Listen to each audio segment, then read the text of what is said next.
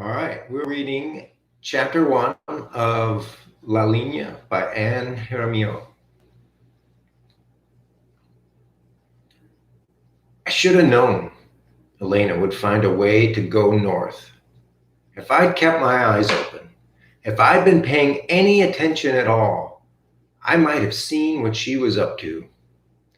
After all, I'd dreamed about crossing La Linea for years. Why should my sister be any different? But it was my 15th birthday, and Elena was the last thing on my mind. I opened one eye and looked down at the wooden crate at the foot of my bed. Abuelita always left something for me to open, and I always knew what would be inside. Calcetines, una camiseta, chones, something useful, something my grandma could afford, something I needed, something I didn't want.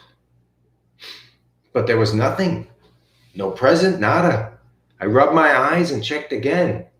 No, nothing. Not even the usual pair of underpants this year. Of course, there was never enough money for a gift I didn't need, but any small thing would be okay. Cualquier miseria. I rolled over and covered my head with my blanket.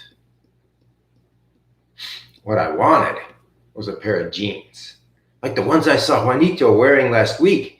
They weren't like the pants I wore on to work on the rancho every day. The knees patched and darned by Abuelita, frayed on the bottom. The jeans I wanted were bigger and looser and hung low. They got frayed because you let them drag on the ground and you stepped on them on purpose, just because you could, because it didn't matter if they wore out or not. But what I really wanted couldn't be wrapped up in a package. It cost thousands and thousands, and only Papa could give it to me. And he was thousands and thousands of kilometers away. What could I remember about Papa? I thought I could remember sitting on his lap as he read aloud to me when I was still little enough to sit on his lap. I liked the faint scent of his hair oil, the clove gum he chewed to cover up the cigarettes he smoked behind my mother's back.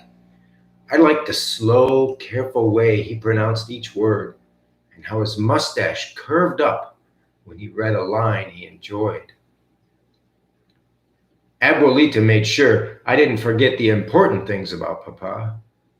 Every chance she got, she told the story of how he educated himself. He went to school only to the 4th grade. After that, the government closed La Primaria in San Jacinto. He had to work on Abuelo's ranch anyway to help the family. He herded the goats and watered the corn with a book in one hand, and still he did more work than anyone else, Abuelita always said. In those days, Papa could save a peso here and there. He used the money to buy books. The few he had, he read over and over until he knew long passages by heart. I was the firstborn, so Papa should have named me Domingo, after himself and abuelo and bisabuelo and tatarabuelo and all the Cervantes as far back as anyone could remember. But Papa declared I wouldn't be like him, starting with his name.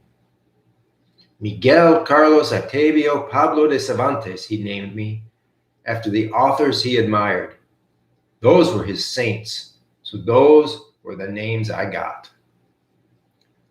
And Papa proclaimed I would get an education. I would have a good, important job, one where I didn't have to break my back to put a few frijoles y tortillas on the table. No quiero que sufras como yo. That's how Papa put it. I don't want you to suffer like me, is my interpretation of that. I leaned over on the side of my bed to pick up the pants I'd left on the floor the night before. On top of them lay a plain white envelope. Well, at least I got a card. I sighed. Abuelita loved me. She wished she could give me more. This year, there had been no money at all. It wasn't her fault. There was no card inside. No feliz cumpleaños nieto. Instead, it was just a small folded note. It's been 6 years, 11 months, and 12 days since I left to go north across La Linea. It's time for you to come. Go see Don Clemente. He'll help you. It was signed simply, Papa. Papa had never written a note before. He'd never asked me to see Don Clemente before. And I didn't know until then that he'd counted each day since he left, that he'd numbered them one by one, just the way I did. I'd been waiting for this moment ever since I was 8. Could it be true this time? Finally?